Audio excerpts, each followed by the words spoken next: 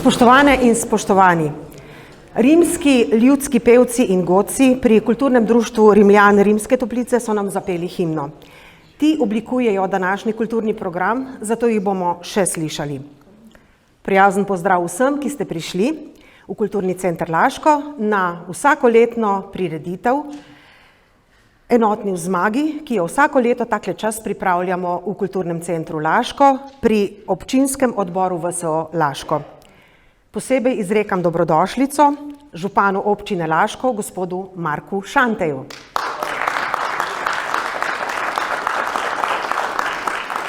Predsedniku pokrajinskega združenja VSO Zahodna Štajerska in članu predsedstva združenja Stanetu Zorku. Pa Slavku Kmetiču, prav tako članu predsedstva združenja VSO, članom in članicam združenja oziroma VSO, veteranom vojne za Slovenijo, Andreju Magajni, članu predsedstva Demosa, gostom današnjega govornega omizja, ki jih bomo kasneje spoznali, gotovo pa že veste, kdo so, in seveda vsem ostalim, ki ste prišli, prijazno dobrodošli, in seveda vsem našim gledalkam in gledalcem. Za besedo dobrodošlice naprošam najprej župana občine Laško, gospoda Marka Šanteja.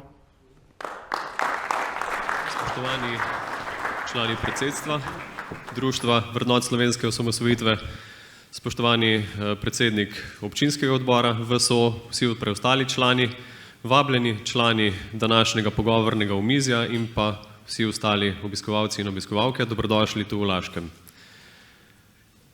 Današnji pogovorni večer ima zelo pomenljiv naslov Državnost včeraj za danes in jutri, kar kaže na en tak efekt snežne kepe. Snežne kepe, ki jo zagotovimo po pobočju in ki na koncu preraste v en mogočen plaz.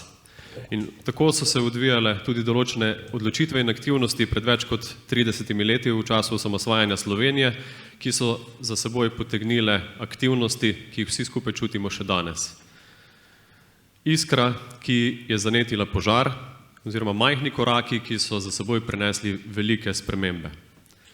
Brez zgodovinskih odločitev določenih odločnih in pogumnih posameznikov, med katerimi so bili tudi Laščani, tudi občani naše občine, današnjega pogovornega omizja, sem prepričan, v takšni sestavi in v takšni obliki ne bi bilo.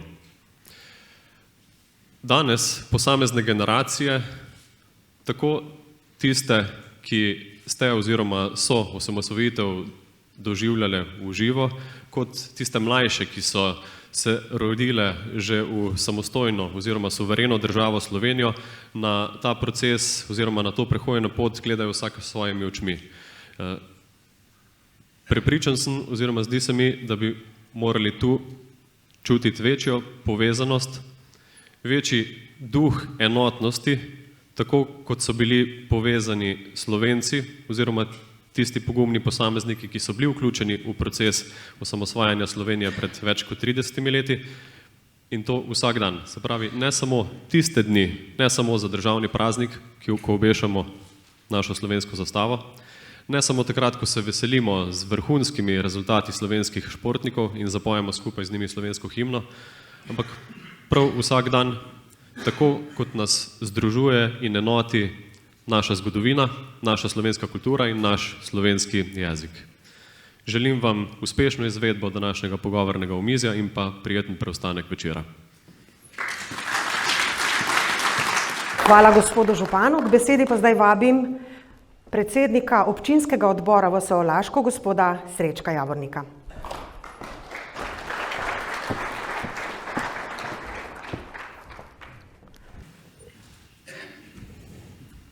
Hvala za dano besedo. Pozdravljam in zahvaljujem se vsem vam prisotnim v dvorani. Hvala vam, da ste se odzvali v tako velikem številu. Hvala gostom, doktorici Tini Bregant, magistru Igorju Merzi in Pavlu Ruparju. Hvala tudi našemu županu Marku Šantelju. Hvala predpoščaku in vsem tistim, ki jih nisem ali pozabil imenovati. Hvala. Odločil sem se, da spregovorim par besed o našem združenju za vrednote slovenske osamosvojitve VSO. VSO je poslanstvo, je nepolitična organizacija, ki ohranja, raziskuje, arhivira, obeležuje in prenaša na naše potomce zgodovinska dejstva, ki so se zgodila po letu 1988 leta naprej. Se pravi, je temeljni kamen oziroma temelj naše domovine Slovenije, ki ga je potrebno ubraniti, vzdrževati, negovati in utrjevati za našo prihodnost domovine Slovenije. Zato si nikoli, resnično nikoli ne smemo dovoliti izpodkopavati naš temelj domovine Slovenije. Naše poslanstvo je organizirano na pokrajinska, območna in občinska združenja po celi Sloveniji in se izvajajo različne aktivnosti. Občinski odbor VSO Laško je med najbolj aktivnimi v Sloveniji z različnimi dogodki, ki jih izvaja skozi celotno leto, saj so postali tradicionalni. Med njimi je tudi današnji vsakoletni dogodek. Po končani današnji prireditvi vas vse povabim na neformalno druženje v Predverje, ter vsem, ki še niste naš član, nudim možnost, da to postanete danes ob podpisu pristopne izjave VSO in s tem prispevate svoj delež k utrditvi temeljnega kamna Slovenije. In za konec mojega govora, vsak človek išče srečo, po njej vsak hrepeni. Kdor išče jo po svetu, jo le težko dobi. Saj sreča biva v srcih naših med dobrimi ljudmi in to ste vi. Bog živi Slovenijo, živela Slovenija!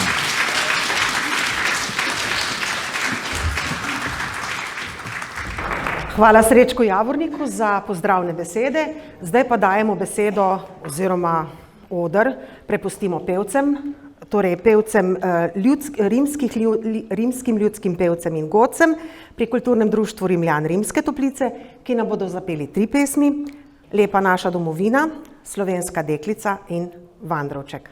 Prosim.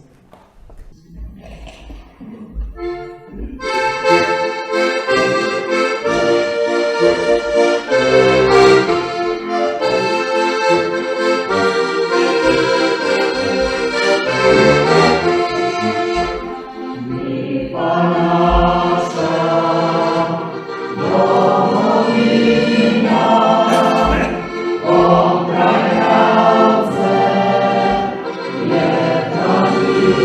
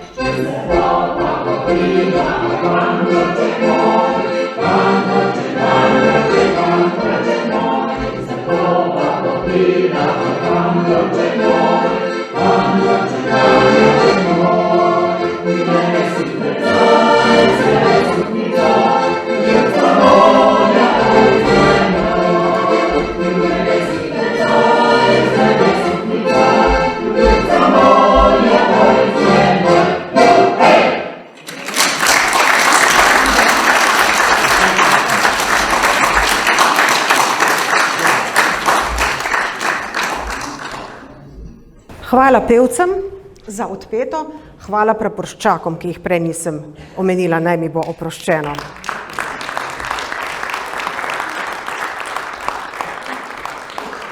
Zdaj pa vabim naše goste današnjega govornega omizja. Najprej v naši sredini pozdravljamo doktorico Tino Bregant.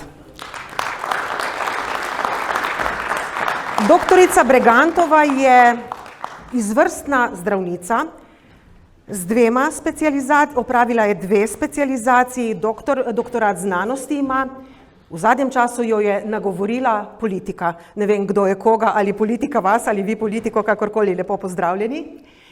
Potem vabim na oder magistra pisatelja, magistra Igorja Omerzo.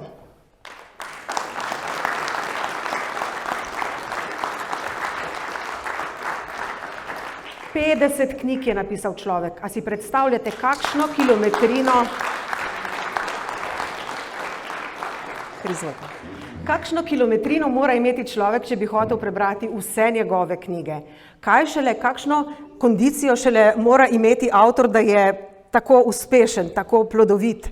Predtem je bil pa še marsikaj drugega, spomnimo se ga kot enega bistvenih udov odbora za varstvo človekovih pravic, potem je bil podžupan Ljubljane in vse tako naprej. Vmes še politik malo, ne? Potem ste se pa umaknili k svojemu pisateljevanju. In navsezadnje še gospod Pavel Rupar.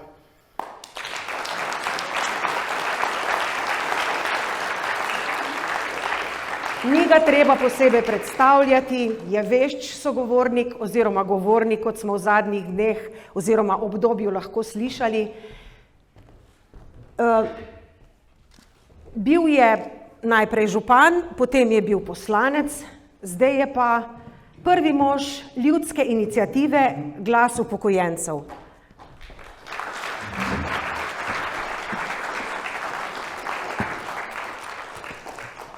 Torej, lep pozdrav še enkrat vsem trem. Če je domovina duhovna kategorija, je država materializacija tega. Je ozemlje, so zakoni, pravila obnašanja in smo državljani. Brez nas, ki plačujemo davke, in tistih v gospodarstvu, ki ustvarjajo novo vrednost, ni ne parlamenta, ne vlade, ne blagajn, iz katerih črpa vlada za naše potrebe, ne vojske in policije, ne šol, pa bolnišnic, zdravstva, komunale in vsega, kar bi še lahko naštevali. Država deluje, ko so na oblasti tisti, ki so nam všeč, in tudi, ko ni tako. Tema današnjega omizja je torej usoda slovenske državnosti, kaj je državnost bila takrat, ko se je rodila, kakšna je bila vmes, kakšna je trenutno in kakšno bi si želeli, da je v prihodnje. Živimo v demokratični državi, tako vsaj v 1. členu pravi slovenska ustava, ter pravni in socialni, kar je 2. člen našega temeljnega akta. Kako je pravzaprav z demokratičnostjo v našem okolju, s pravnim in socialnim okvirjem v naši državi? Bomo dali besedo najprej gospe? Ja, najlepša hvala. Zdaj verjetno tudi publika ve, jaz prihajam iz Ljubljane, kjer verjetno tudi vi spremljate en način vladanja, ki je pravzaprav zelo daleč od demokratičnega, ki je pravzaprav neka karikatura demokracije. Demokratura, vi rečete, ja, po novem? Aha, se oproščam, mogoče, če dam pa takole, je pa boljše, a ne? Ja, hvala za opozorilo.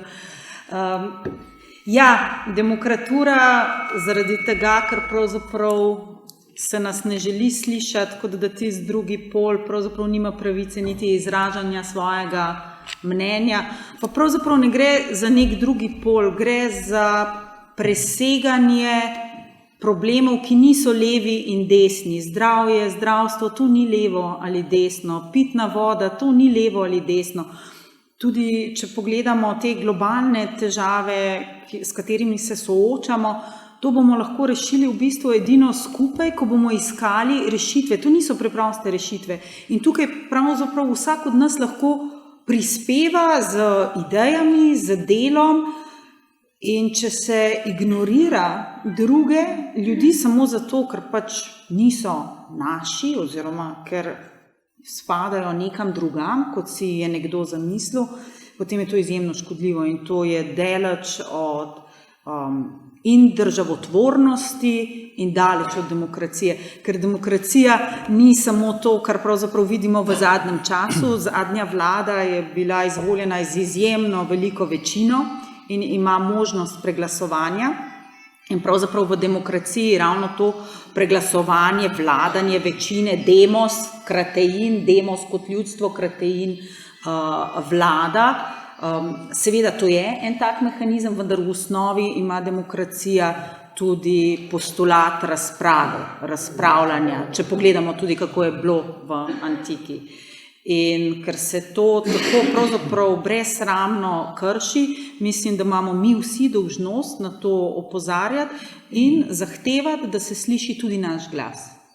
To ni samo naša pravica, to je tudi naša dolžnost do nas in tudi do naših otrok. Jaz si ne želim, da bodo moji otroci vandrali, kot so prej peli. Jaz si želim, da bi moji otroci v domovini, ki jo imamo, le iz tistih časov, ko so bile te pesmi, pravzaprav še nismo imeli svoje države, zdaj pa jo imamo in jaz ne želim, da moji otroci vandrajo po svetu, pač pa želim, da ustvarjajo in delajo tukaj, v moji domovini, v moji državi. Hvala.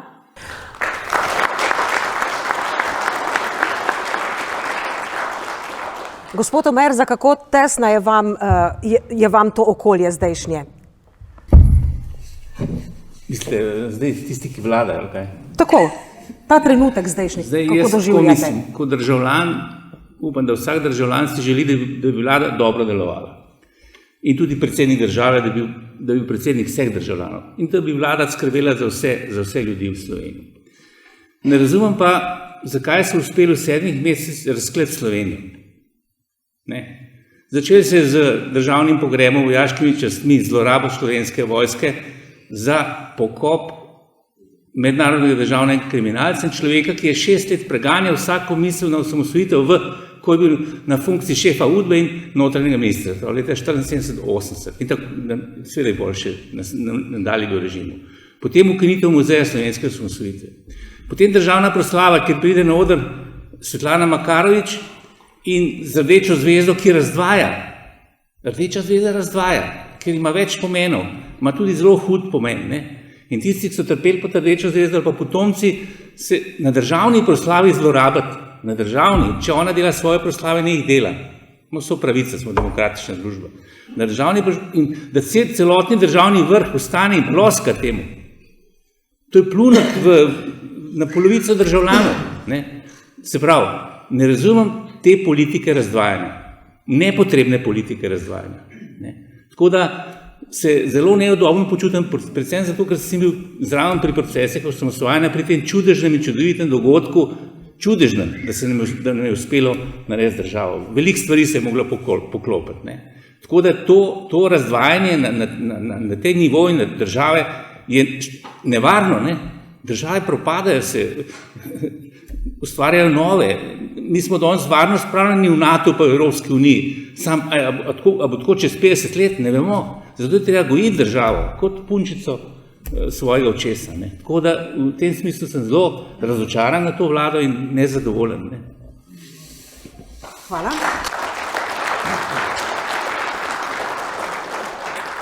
Gospod Rupar, je to, kar se dogaja zdaj v tem današnjem trenutku zdaj, bilo tisto, kar vas je nagovorilo, da ste se lotili te ljudske iniciative, te aktivacije množic upokojencev? Veste, to je, najprej vsem lep pozdrav. Da sem v Tržiča, da sem bil ta župan, doživel hudo agonijo, vam ne bom razlagal. Situacija, ki je pa zdaj naredila ta moment, ki se je zgodil 1. februarja v Ljubljani, je pa posledica večjih situacij. Prva je bila ena huda bolezen, ki sem jo prebolel in 2-krat na pragu sprejetja v večno množico. Sem prišel nazaj, sem rekel, pa zdaj spremeni življenje. Najprej sem pomislil na svoje vnuke, na družino, potem sem pa rekel, če mi je Bog dal še eno življenje, mu ga jaz vračam nazaj in iz mano naredi, kar želi. In prišlo je do trenutka, ko sem spremljal situacijo zaposlenih v javni upravi, gasilcev, sodnikov, vsi so se pritoževali, naši upokojenci pa kar tiho, pa kar noben. Sem enkrat napisal, pa poslušajte, vi ste nič na avto odzignali, ne bo štrajka. In takrat se je usulo kot da bi odprl neka vrata dušam, kako me čakajo, da pridejo nekam na boljš. Poti nazaj ni bilo več. Potem sem rekel, nič, gremo pa organizirati ta shod. In sem tist večer, tisto noč več manj prebedel, Boga prosil, da bi vsaj 500 ljudi prišlo. Tam nas je bilo 27,000. Uslišani ste bili. Ja.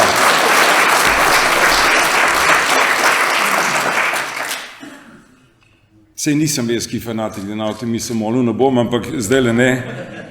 Verujem pa, da se je mogel nekaj zgoditi. Zgodil se je ta čudež, na vsem lepem so se prebudili tisti, ki bi mogli biti na upokojence večno budni, za njih skrbeti, se boriti za pokojnine, oni so zaspali, vsi so samozadostni, tako kot je ta vlada.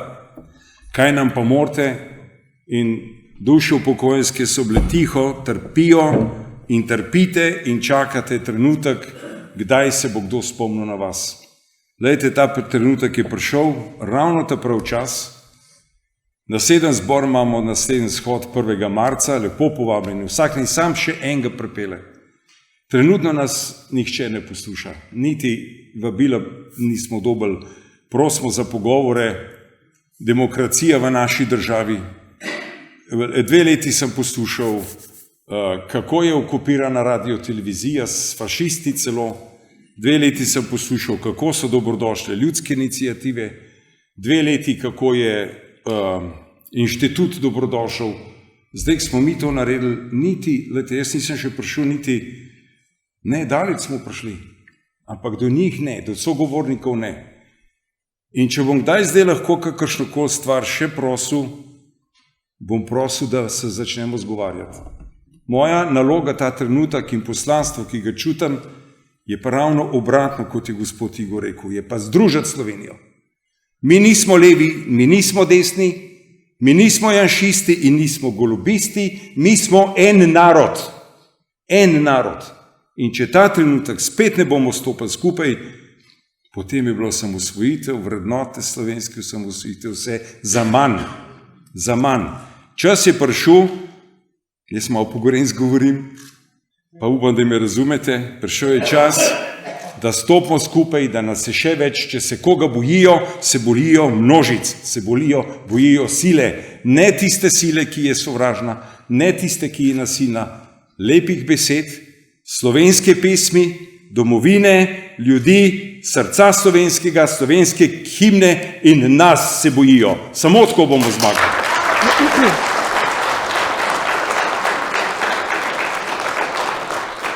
K temu se bomo še vrnili, morda za začetek, za ogrevanje še res tole vprašanje. Država in državnost in domovina, kako izražate oziroma kako jima obema izražate spoštovanje? Mogoče zdaj pa gospod Umer zaprej. Dobro, jaz kot v tistem svojem poklicnem delu, ker pišem knjige, skušam pokazati stvari, ki so se dogajale v prejšnjem režimu, da se ne bi več ponovile. Tako skušam prispevati. Da kažem, kako je delovala režim s svojo tajno politično policijo, kako so zalezovali ljudi, šikanirali, tudi še hujše stvari so dogajale. Tako da skušam preko tega na nek način, ker ilustracija ni bila izvedena, politična tudi ni bila možna, nikoli ni imel s temi moči, pa tudi, če bi kršili ilustracijo, bi razklali Slovenijo, bi težko prišli do tega plebiscitarnega rezultata. Mi nismo samo demokratizirali se, mi smo mogli še svojo državo narediti. To ni bilo tako preprosto, to so bili tudi zunanje okoliščine ugodne, takrat neko okno se je odprlo, takrat smo iskali enotnost in ilustracija bi to lahko pokvarila. Zato pa lahko delamo ilustracijo z besedami, z knjigami, z nastopi in tako naprej. Tako da to, kar jaz počenjam, je to, da skušam prikazati prejšnji režim in seveda tudi, ker se danes dogajajo nekatere reminiscence, neke nostalgije do tega režima, posebej generacije, ki niso v njem živele, mislim, da je treba na to opozarjati predvsem s pisno in javno besedo. Doktorica Bregantova, kako vi pravzaprav s tem svojim političnim delovanjem bolj ali s svojim strokovnim poklicnim? Ja, sem zdravnica, tako da biti zdravnik to pravzaprav... Je poslanstvo, ne? to je en tak poklic, kjer nima kaj dosti s politiko, vsaj ko skrbiš za pacijente, tam si res... Imate pa z ljudmi opravka, ne? Kar je pa ključ, ne? To je res, ampak bom mogoče povedala kot zanimivost. Mi imamo doma ogromno knjig, ogromno knjižno omaro in ko smo se selili, sem iskala vrata za tisto omaro in potem sem klicala moža, ker sem v enem salonu razstavnem dobila 2 ogromni stekleni, bili sta uporabni krila vratna za neko razstavo z napisano Zdravljico. In kličem moža in rečem, ja, ti veš kaj, jaz imam tukaj ena vrata, ki so zelo v redu za našo veliko knjižno omaro, ker je res izjemno visoka in dolga, široka. Tega, ampak gor je Zdravljica. Kaj misliš, kdo bi imel Zdravljico doma tako res, da se vidi? In sem si sama odgovorila, je seveda mi, ne? Tako, pravilno. Tako da mi doma imamo ogromno knjižno omaro z Zdravljico napisano na tem. Vedno, kadar gremo tudi na morje, takrat imamo orjaško zastavo, ko gremo na Hrvaško, tako da nas prijatelji velikokrat zafrkavajo, da če morda za nalašč izzivamo, morda ko gremo nižje dol v Dalmacijo. Ja, to je naša zastava, to je naša himna, to smo mi. Sama veliko tudi hodim v tujino, ne nazadnje, veste, da medicina ne pozna meja. In čeprav se imam za Evropejko, za srednje Evropejko, jaz sem Slovenka. In to bo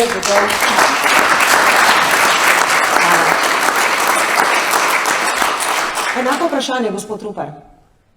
Domovina, država, kako jima izkazujete svojo privrženost? Najbolj ponosen sem, da moj 4-leten vnuk zna Zdravico zapeti. To ste ga vi naučili, predvidevam. Jaz pa sin tudi. Lepo. Imam pa v življenju 2 pesmi, ki me spremljata in sta mi enakovredni. Zanj sem na shodu prvič videl množice ljudi, ki je dala roko na slovensko srce. Vsi smo jo peli, Zdravica in druga je Sveta noč. Zdravico, glejte, kdo pa ni ponosen, kdo pa ni prej pel, a je bil kdo, ki ni pel. Tudi če ne znamo, če nismo, saj nekaj imamo v srcu, da je to naše. In druga je pesem Sveta noč, pa se upravičujem, spet sem tam. Veste, te agonije, ki sem jih jaz dal, skozi življenje so me pač, te stvari so me po koncu držale.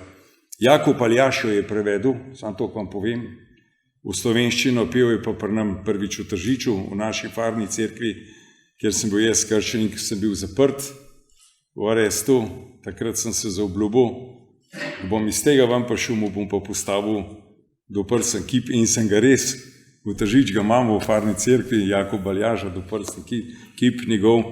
In lejte, to so stvari, lejte, cela zgodovina temelji na domoljubju, pa takrat, ko so se ljudje, ko je bilo najslabše jim, takrat so zmeraj peli, ali so peli te verske pesmi, ali so peli Zdravice, karkoli. To je čudež moči, ki ga mi pač ne znam, jaz ga ne znam razložiti, marsikdo ga zna. Ampak takrat, ko je hudo, se nekam zatečemo. Ampak ne se vedno zatekati, ker nam vedno ne sme biti hudo.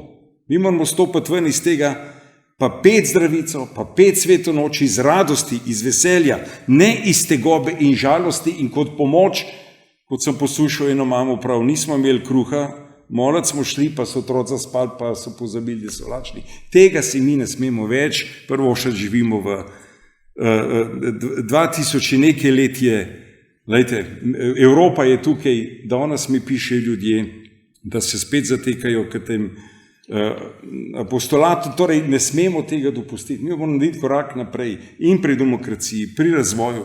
Mi se ne smemo več sekirati tako, kot se zdaj, dokler, koliko časa bodo še plecali, koliko časa bo še golo pletal. Lejte, da nas je strah jutrišnjega dne in v žalosti pojemo. Mi se moramo jutrišnjega dne veseliti, dati na smeh, skupaj stopiti in z veseljem peti Zdravico. Tako je.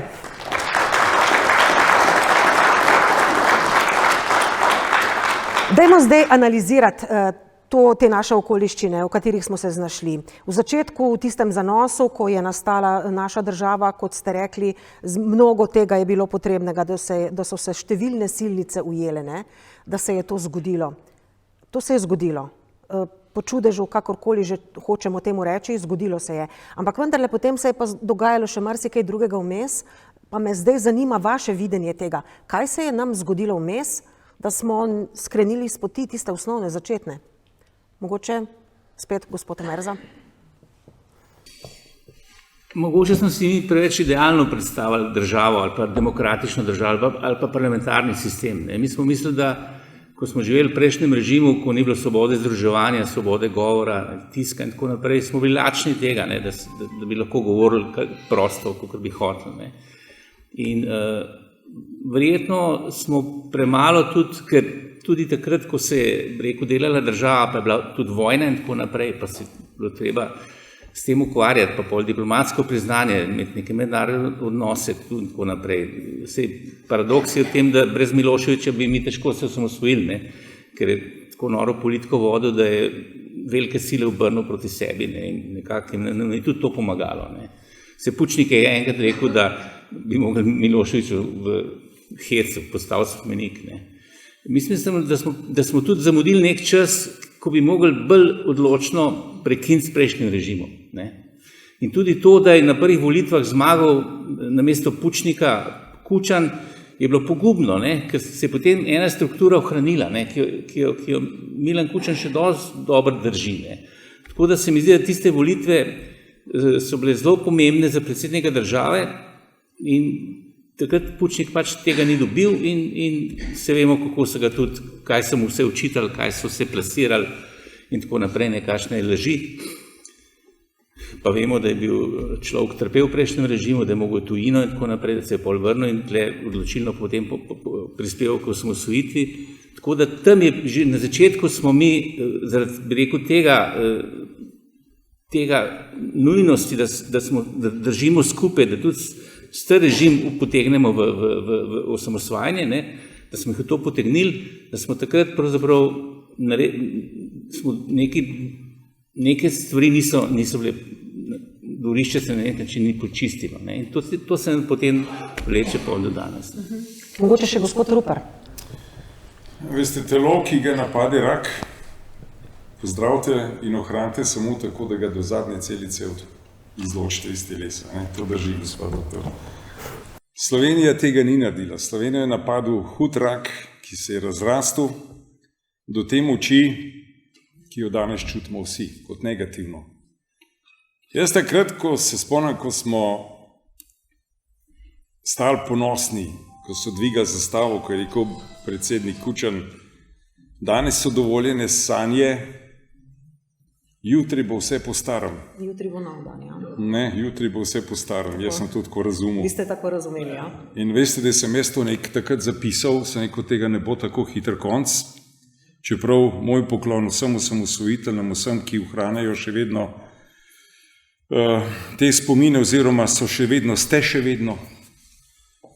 Če bi takrat bili časi ne tako euforični, kot sem jih jaz doživljal, jaz sem presrečen, svojo domovino imamo, ampak tudi mi smo malo zaspali. Veste, takrat sem jaz prvič prišel na te funkcije, kjer sem bil zvojen, to je demokracija, to je to, ampak samo eno leto sem to čutil. Naslednje leto so mi že začeli od špijunov do ne vem kaj, naredili so me afere, vi se spomnite takrat, ne so te spomnili, afere Ciril Pucko in Pavel Rupar. Ne? Jaz sem takrat to bilo dano z eno kaseto, takrat je prišel doktor Zagožen, k meni pokojni, in je rekel, Pavle, nikoli več ne boš imel mir, pred udbo pa pred temi ljudmi, nikoli več, ker si jih pelal, na led si jih spelal in si to pokazal in res se je dogajalo. Seveda, oni so potem znali uzurpirati vse medije, vse do zadnjega, se recimo v tem shodu sem povabil čisto vse sindikate.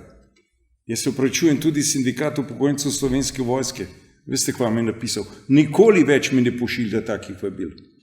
Sindikat Slovenske vojske. Jaz sem to hotel tam brati, pa bi naredil revolucijo, ki jo ne želim. Ampak, a je to odnos? A ste vi slovenski vojaki zaradi teh vojakov, ki ste tukaj, A ste vi zaradi vrednot slovenske osamosvojitve, a ste zdaj kaj tam? Torej, vse imajo v svojih rokah. Vse.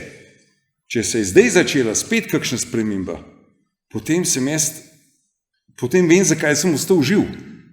Veste, in če bo lahko, pomagajte mi vsi, pomagajte nam. Če bomo lahko karkoli zdaj še premaknili, nastanje tiste zavesti, ponosa, ki smo dobili državo, potem bomo zmagali. Potem mene ni strah, kaj bo moj 4-leten vnuk počel in kako bo naslednjih let. Vem, da bo dobro.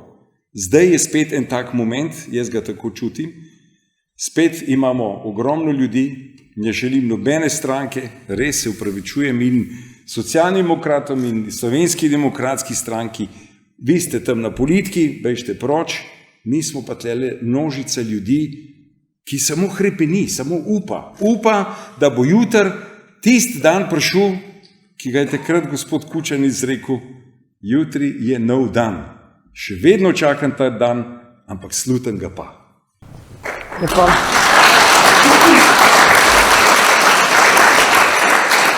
Doktorica Bregant, kako vi vidite to vmesno obdobje? Vi ste bili takrat še v bistvu v začetku najprej mladenka, potem študentka že in diplomantka in tako naprej, naredili uspešno kariero. Kaj se je vmes dogajalo v vaši sobi? Ja, jaz ko sem tole poslušala, sem se spomnila, pravzaprav, kako je bilo pri nas doma. Pri nas doma smo se zelo veselili osamosvojitve, to je bilo zelo svečano. Oče se je vračal iz Zagreba po tisti cesti, kjer veste, kjer je bil klanc, kjer se je kar fajn streljal. Mama nas je pa napokala in smo v bistvu tisti večer bili pod tisto zastavo na tistem trgu revolucije, tako da se še danes spomnim, kaj nas je v bistvu vse prežemalo. Pa smo bili 3 otroci, tudi najmlajša je bila še kar majhna, ampak pri nas doma je bilo to nekaj, kar smo si želeli. To je bilo nekaj zelo pomembnega. Potem se mi zdi pa, da se je morda zgodilo za to Slovenijo to, kar se včasih zgodi za kakšnim zelo zaželenim otrokom. Pravzaprav zelo dobronamerno se ga pravzaprav nekoliko preveč ujčka, se morda preveč prepušča naključju, ker se zaupa, da že nekaj bo, ker bo vse v redu in se morda malo premalo pozornosti namenja tudi na pasti odraščanja. In Slovenija je mlada, tudi demokracije se je treba naučiti, se je treba izuriti, politika je nenazadnje tudi veščina, državotvornost je nekaj, kar se privzgoji, nekaj, s čimer se moramo pravzaprav stalno preizpraševati in mislim, da smo morda vsi nekoliko zaspali, potem pa morda kot neka 30-letnica, ki izgubi glavo, se nesmrtno zaljubi in odpleše za tistim, ki takrat pade v oči, smo zdajle tukaj, kjer smo. Jaz vem, da kot mama bi se za svojo hčero zelo pogovorila. Morda je zdaj čas, da pač vsi naredimo en tak resen pogovor za to našo Slovenijo. Slovenija je vendarle tudi prostor v našem srcu. Kaj si pravzaprav želimo in kaj mi lahko za njo naredimo? To je morda zdaj pravi čas. Tako.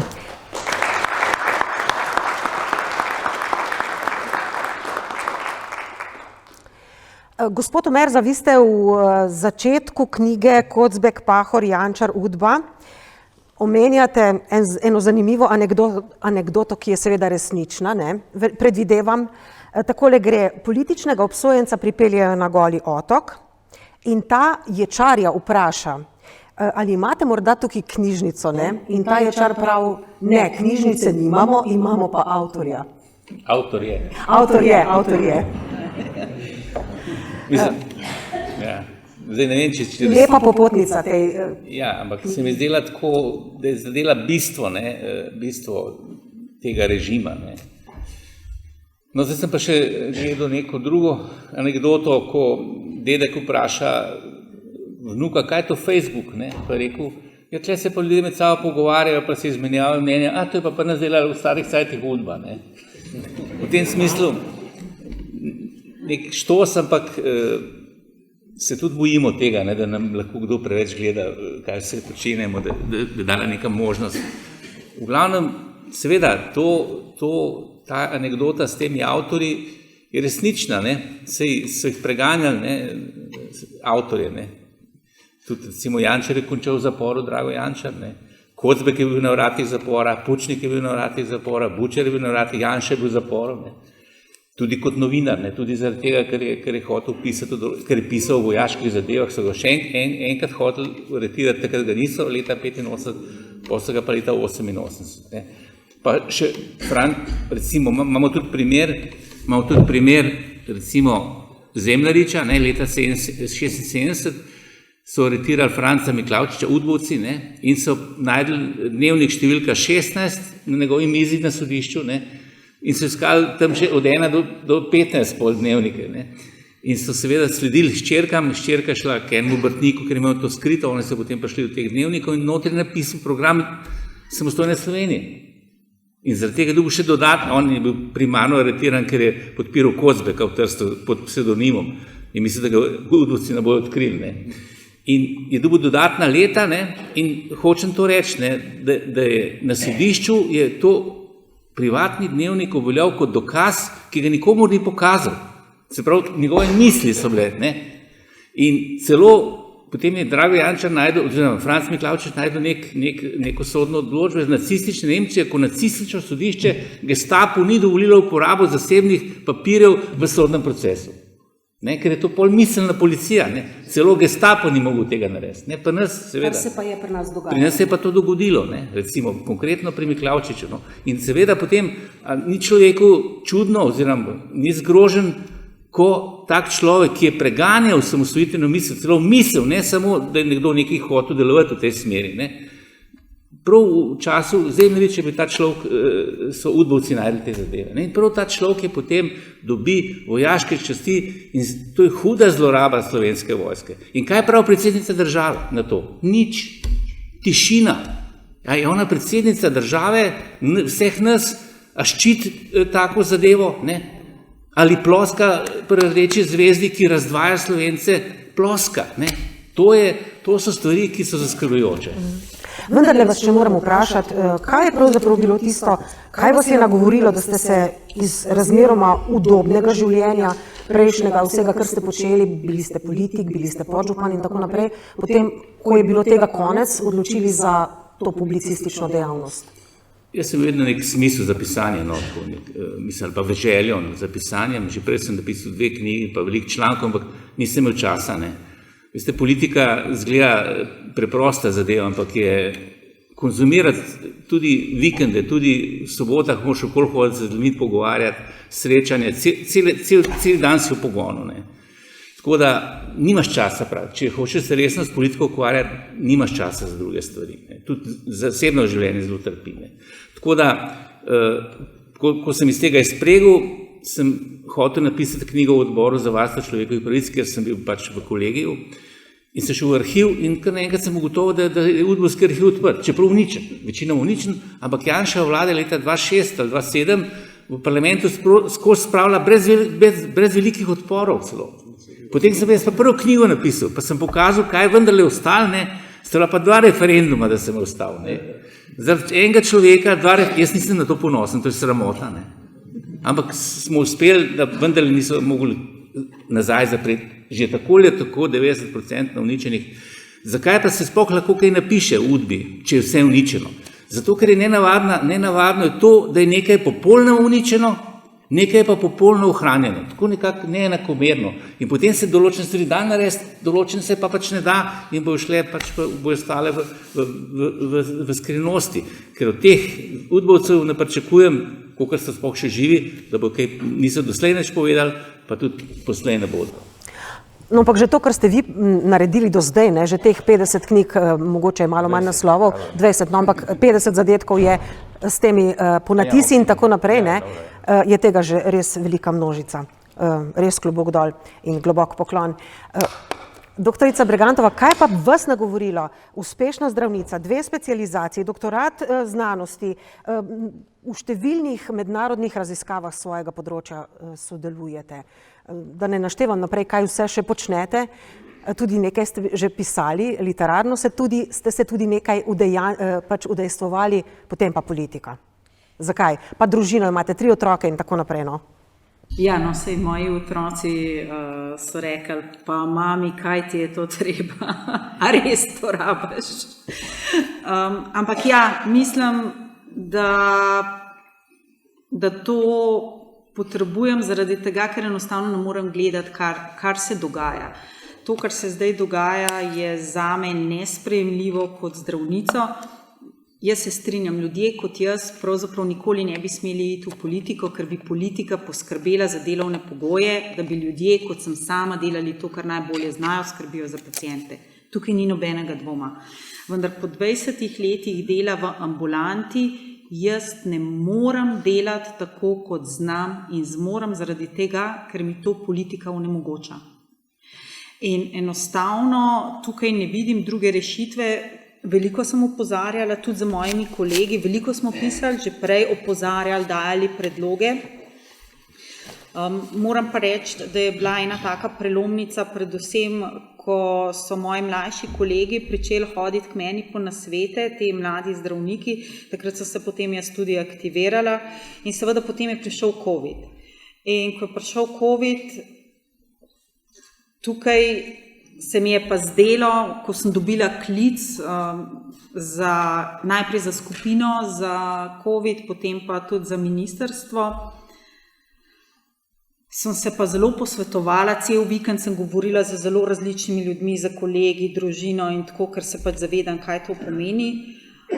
In takrat se mi je zdelo, zdaj bomo pa končno stopili skupaj.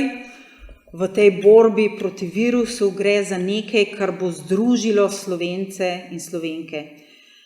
In šla sem pravzaprav za nekim takim žarom, tudi v službi vejo, da sem pravzaprav ustala, pustila cel dopust, vse nadure, sem rekla, jaz grem, jaz moram iti, država me potrebuje, vem, danes se sliši to tako naivno, ampak dejansko sem imela občutek, da zdaj pa bomo znali stopiti skupaj. In sem zelo žalostna, da nismo stopili skupaj, še bolj globoko smo razklani. Za novo vlado se ta razklanost samo še povečuje in ja, morda mora do tega priti, da bomo končno, potem ko padeš na tla, se ponovno pobrali, ustali in šli skupaj naprej. In upam, da ta čas ni daleč, ampak da pravzaprav smo na tej poti, da končno ostanemo in gremo skupaj naprej v res neko boljšo bodočnost. To, kar sem poslušala, moram reči, da ljudje, tudi sploh mlajši ljudje, mi z našimi otroki hodimo naokoli, splača se iti pogledati Goli otok, splača se spomniti za otroki, videti, kaj to pomeni, se zavedati, da pravzaprav takrat, ko smo bili mi v vrtcih, v šolah, da je Goli otok še deloval, da je bil še delujoč. Goli otok se je zaprl v začetku 80-ih. To ni toliko dolgo časa nazaj. Ljudje so, seveda, njihove misli so lahko zelo nevarne. Mene so doma vedno učili, da naj bom pokončna, in ker smo začeli s knjižnico in ker sem tudi sama velika ljubiteljica knjig, meni je oče vedno pripovedoval zgodbo, ko so profesorja potegnili iz njegove hiše, zložili vse njegove knjige na kup, jih zažgali, potem se je moral še on sleči do spodnjega perila in ko je stal tam ta profesor brez vsega, je takrat šlo njemu čez glavo, čez misli in to je potem tudi povedal svojim študentom leta kasneje. Pravzaprav vse so mi vzeli, zakurili so knjige, ostal sem brez vsega in vendar danes sem tukaj pred vami in knjižnico imam zopet. In ta želja po preživetju, to, da vemo, kdo smo, kaj smo, to jaz verjamem, da Slovenci to v sebi imamo, da pa bomo morali zdaj počasi to tudi pokazati. Tako.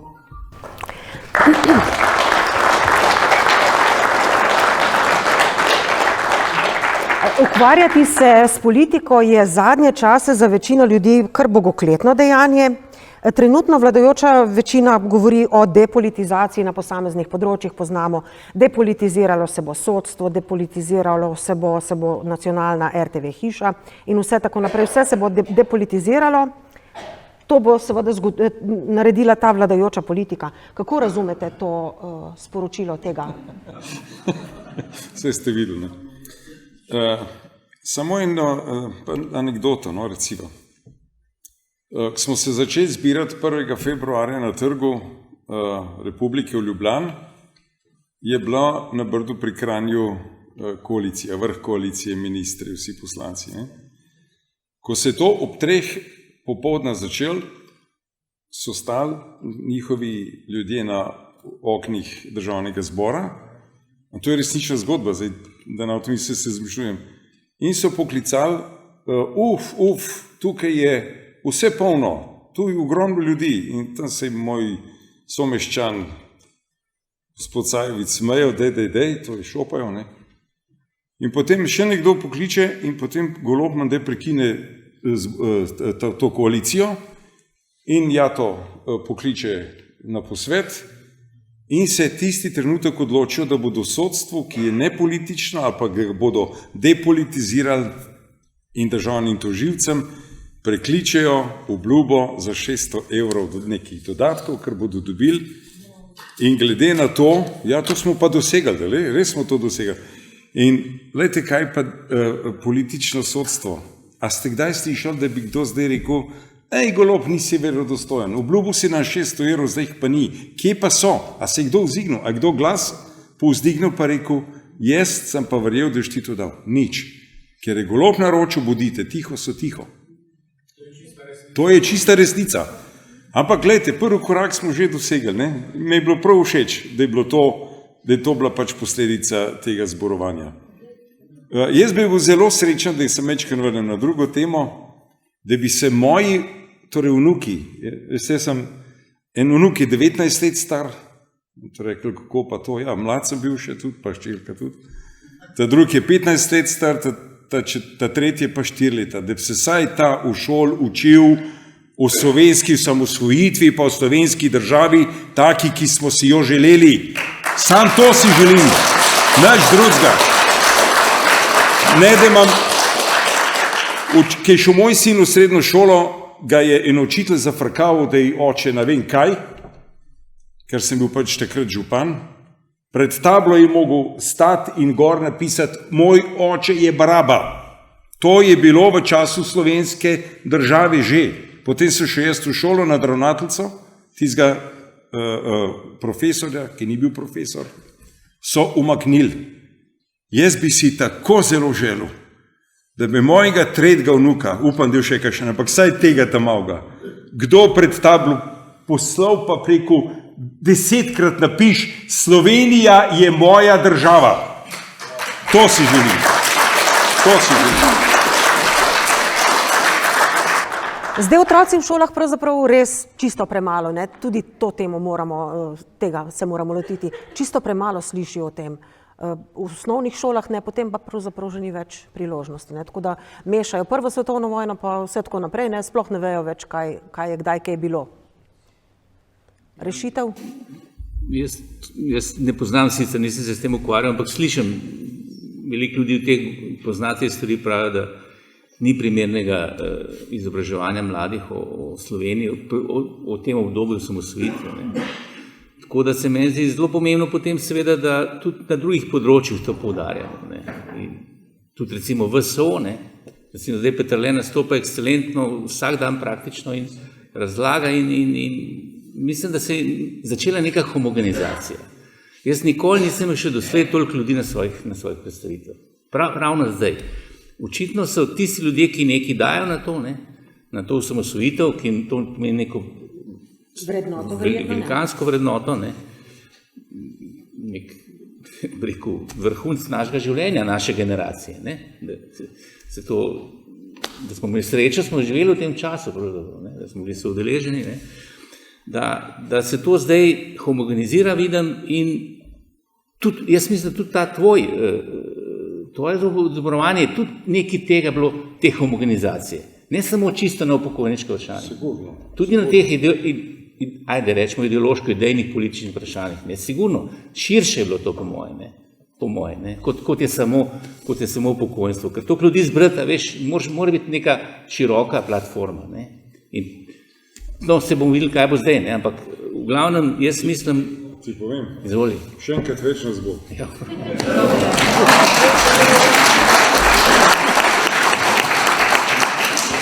V glavnem, tako da mislim, da se zdaj stvari malo ostrijo in na nek način, da so to naredili, kar so zdaj naredili s tem osamosvojitvijo, na nek način so dali neko municijo, so dali, da tako rečem.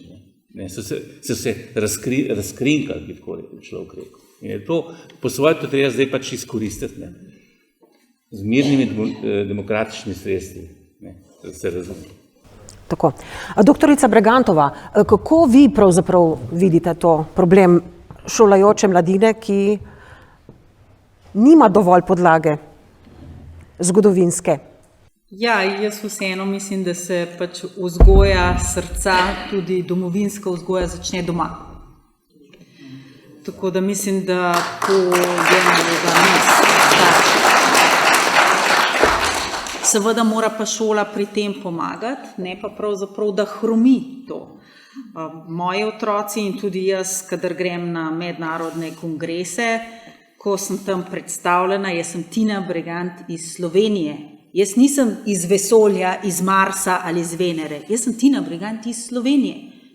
In to vejo vsi moji kolegi in jaz sem ponosna na to, od koder prihajam. In jaz mislim, da to ljudje začutijo, to otroci vedo. Bi pa tukaj spomnila še na nekaj. Drevo, ki ima globoke korenine, ga veter ne izruje zlahka.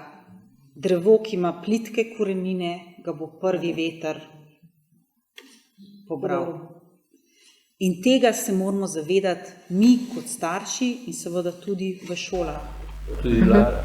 Seveda, to je naša vlada. Ves izobraževalni sistem pravzaprav. Ja.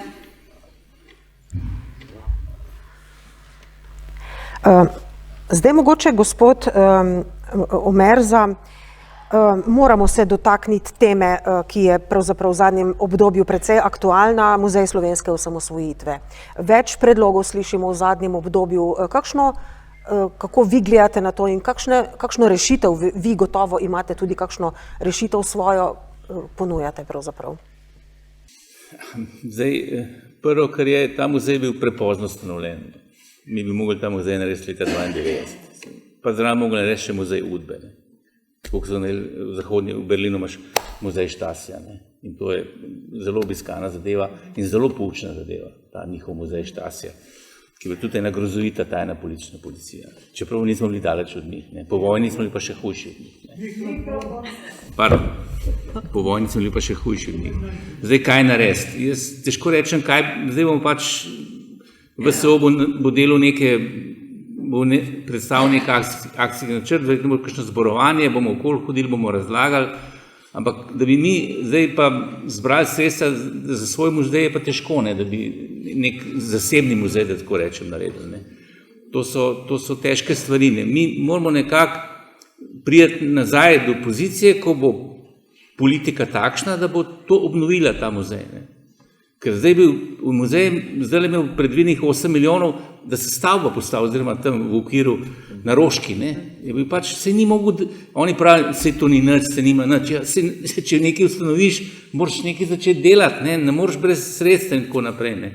To so vse neumnosti. Ne? Tako da jaz upam, da če se bo stvar politično spremenila, jaz po to vlado ne vidim, ne bo šli nazaj, da bojo zdaj preklicali to, ne. Se mi zdi, da je edino možno, da bo pod novo politično konstelacijo, da bomo nazaj postavili ta muzej. To je edino, seveda, da bomo pa prej na to skozi opozarjali in gradili to pri ljudeh, to potrebo, da to obstaja, da se to povrne v prvotno stanje in se nadgradi. Doktorica Bregantova, kako vi gledate na to? Imate kakšno izvirno rešitev? Jaz se zelo strinjam s tem, kar je bilo povedano, in sicer bi bilo dejansko ta muzej potrebno začeti graditi pravzaprav takoj, zaradi tega, da pravzaprav pozaba ne izbriše spomina. Vemo, da dlje časa, ko mineva, bolj se brišejo spomini. To smo zamudili. To smo zamudili, ampak ni še vse izgubljeno, a veste. Jaz mislim, da je prav, da se tak muzej postavi, tisto pismo, ki so ga pisali, pri čemer bom izpostavila gospod Vereno Perko, ker jo zelo spoštujem, kot tudi strokovnjakinjo. V tistem pismu je pravzaprav vse napisano. Zakaj bi bilo potrebno dejansko to, zdaj bom šla pa na nevroznanost, jaz sem tudi nevroznanstvenica, tudi predavam študentom. Veste, kadar se zgodijo težke stvari v narodu, potem se ta travma dejansko zapiše. Ne spremeni se naš genetski zapis, ne spremeni se DNK, spremenijo se pa označevalci na genetskem materialu, ki določajo izraznost genov. In globoke travme se na to dedujejo. Zato velikokrat rečemo, vsak od nas s seboj nosi kovček svojih staršev, svojih starih staršev. V tistem kovčku so lahko srebrne žlice, lahko je pa tam tudi uniforma ali pa je tam morda uniforma iz Golega otoka. In preseči to, ker ta kovček je lahko zelo težek, ta kovček te lahko zelo teži. In če hočemo mi svojim otrokom dati krila, da bodo poleteli, da bodo zares zaživeli polno za svojim potencialom, ne za bremeni svojih prednikov, potem morajo vedeti, odkot prihajajo, kdo so, kaj je njihova domovina in kje so njihove korenine. In zato je tak muzej za narodovo samozavest izjemno pomemben. Gospod Rupert, kako vi vidite problem Slovenskega muzeja osamosvojitve, ki ga ni več, ki bo zdaj del muzeja revolucije, če temu rečemo tako po domače, ne? Ne, ni ga več. Fizično ga ni več. Veste, kako raste? V nas raste. Tako kot raste naše upanje. Tako bolniku raste upanje, da bo zdrav, tako raste v teh ljudeh upanje in vera, da ta muzej bo. Pa če se ta vlada, pa če ne vem, koliko golobov preleti skupaj. 100% vam tu zagotavljam, da to bo. Veste, čas rabimo. V Benetkah na trgu Svetega Marka je 1 milijon golobov. Ampak če eden pride, pa bojo pa naredili. Ja, to bojo naredili, nam rekel na glas. Če pa en golob, pa če pride 100 ljudi, bo pa golob odletel. To čakamo.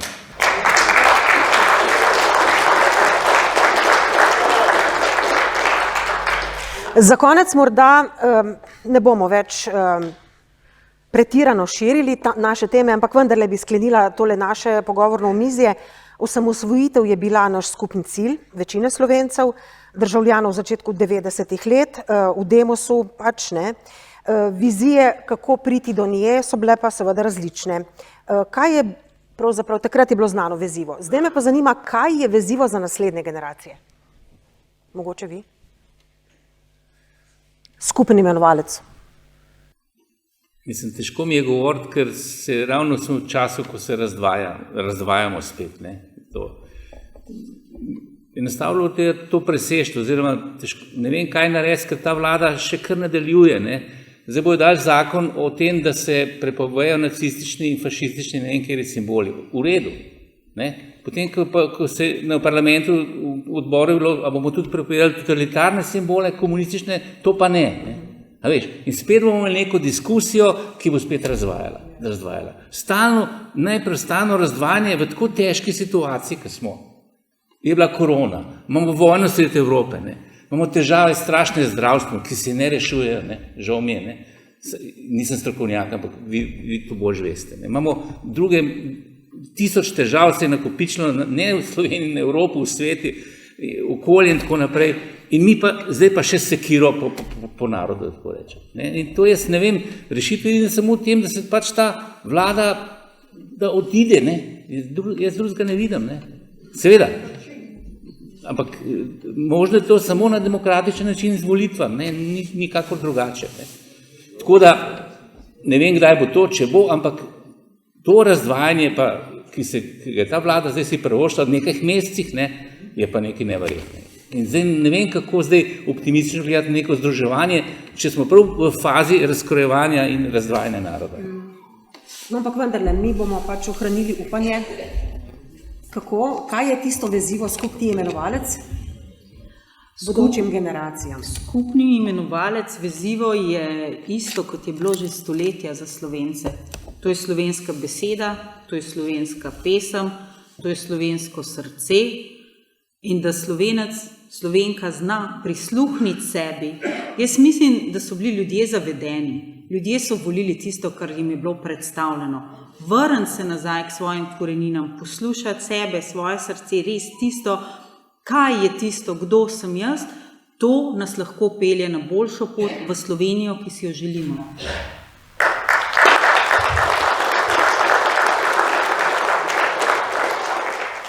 Gospod Rupar, vi imate vizijo rešitve?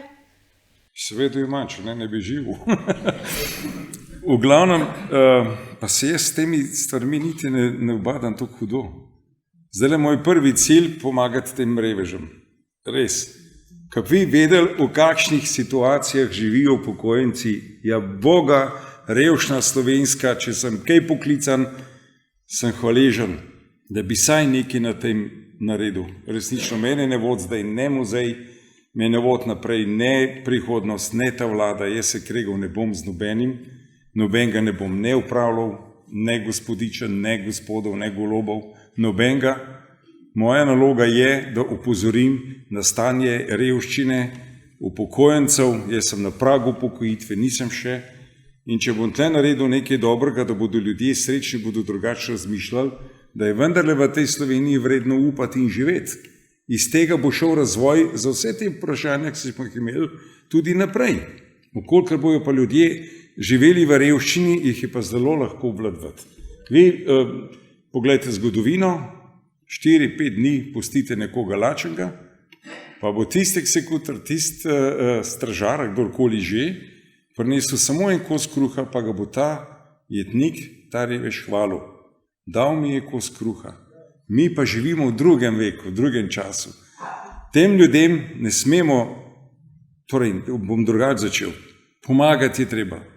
Moj cilj in cilj teh zborovanj je združiti vse ljudi, presekati, veš, jaz sem pa optimist tukaj. Jaz pa pravim, da je razkroja počas že kar višek, zdaj grejo samo, ker sem kot na vrh, greš samo še dol lahko.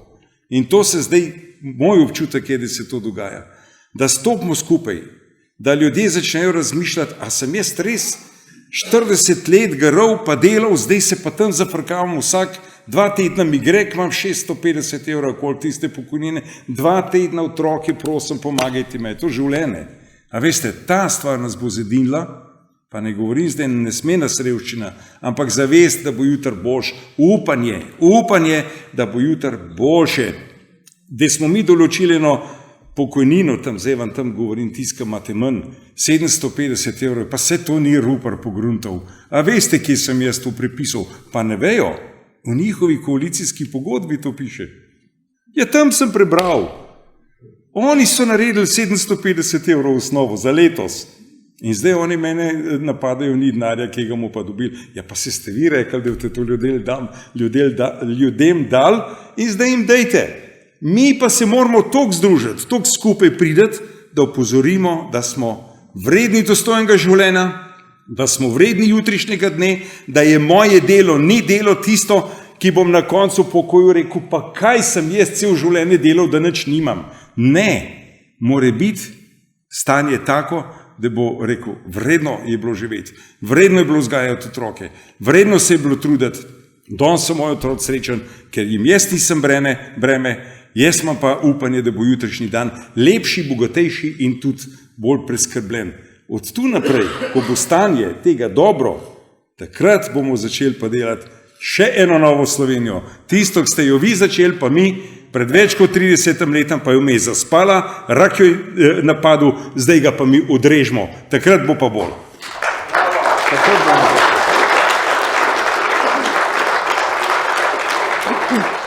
Še kakšna misel za konec? Jaz se pozabil zahvaliti prej, ko ste me vprašali, sem bil v mislih, kaj bom odgovoril, se zahvaljujem za povabilo in sem vedno pripravljen prideti tudi svoje knjige predstaviti, kadarkoli kdo želel. Ne. Da širimo te stvari, kot jaz mislim, da so pomembne za to, da se malo vsi skupaj vzgajamo v tem duhu, demokratičnem duhu. In da se naučimo, da pravzaprav ugotovimo, kaj je bilo pred osamosvojitvijo, da vemo, da poznamo. Kaj se ne sme delati? Kaj se ne sme delati? Česa se ne sme delati? Doktorica Bregantova? Jaz pa moram reči, da sem izjemno vesela, da je toliko ljudi danes v dvorani, ker to pravzaprav daje upanje, da se da je veliko enako mislečih, to je zelo pomembna popotnica. In še nekaj, Slovenija ni Ljubljana, Slovenija ni samo tista ozka vlada, ministerska ekipa, v resnici Slovenijo delamo mi, ljudje. In mi moramo vedeti, kdo smo mi, za samozavestjo, za dobro samopodobo, zahtevati zase tisto, kar si zaslužimo. In mi si zaslužimo boljšo Slovenijo, kot to, v kateri živimo danes. Hvala.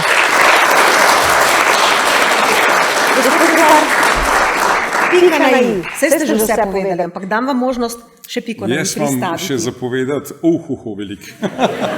Špari imaš za 1. marec. Treba je prešparati še za 1. marec in vse prve dneve v mesecih. Zdaj, jaz se bom najprej vsem vam zahvalil za povabilo, da sem imel to priložnost po dolgih letih spet prideti med ljudi, take preproste. Med poštene, med Slovence, med ta pravi ljudi, to je meni dobro. Zdaj pa nam več prišel naslednjič, ker naslednjič boste vi prišli k meni v Ljubljano 1. marca, povedati svoje, z nami vred, držimo skupaj. Veste, ena stvar je v življenju, ki jo jaz ne morem mimo, in to je upanje. Upanje, pravijo, nikoli ne umre, ampak veste, to tako drži. Upajmo na boljše čase, upajmo na našo lepo Slovenijo, upajmo na naše življenja, pa hvala vam še enkrat vsem. Hvala tudi otrokom našim, ki skrbijo za nas, kadar nam je težko. Upajmo, da bomo solidarni, pa skupaj res tako, kot se zagre, in da tisto, kar tam tveze v solidarni prihodnosti, mi doživimo in živimo. Hvala vam še enkrat za vse.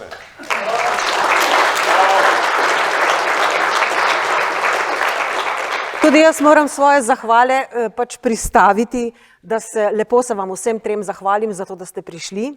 Vi ste jagodni izbor, jaz sem si želela in upala, vsak na svojem področju ste nekaj res posebnega in nam je bilo veliko čas, da ste danes tukaj, da smo lahko ljudem povedali kaj lepega. In jaz mislim, da smo vsi bolj pametni oziroma da vemo več, da smo bogatejši, da smo bolj povezani in da smo si naredili en lep večer. Spoštovani, hvala vsem vam, ki ste prišli, hvala vsem, ki ste pomagali, da smo tale pogovorni večer pripeljali do konca. Zdaj, kakšno pametno bomo še seveda rekli tamle v predverju kulturnega centra. Naš predsednik je že napovedal to neformalno druženje, seveda se ga bomo vsi udeležili.